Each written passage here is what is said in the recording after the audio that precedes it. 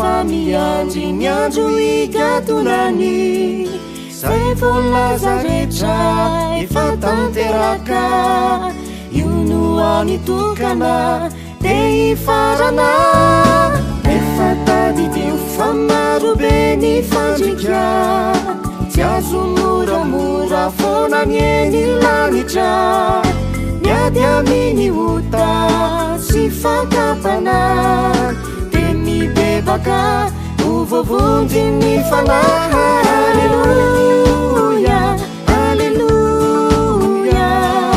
sambatra zay rehetra tonga aleluia aleluia tapitra hatreo ny adinao tapitra ny fetra de mandalo ao avoko lalantokanano ale aveo mizararo miano miavaka zay tsy mivavaka timbanankato fanana mafifo fa ny tanjona de ny hoany andanitra fa ny miditra mbola disarotra ifandrombana ny satrobony nahitra ka velona indray ao antrano ny lara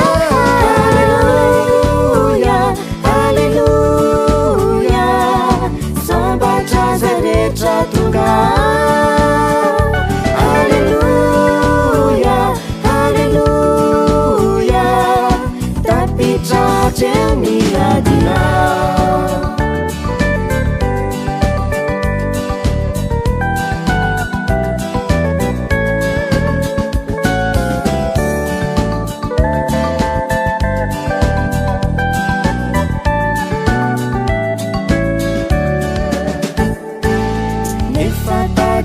fa marobe ny fandrika tsy azo moramora foana ny eny lanitra miady aminy ota sy fankapana de mibebaka hovovonjy ny fanahy fa ny tanjona de ny hoany andanitra fa ny miditra mbola disarotra ifandrombana ny satrobony nahitra ka velona indray ao antrano ny lara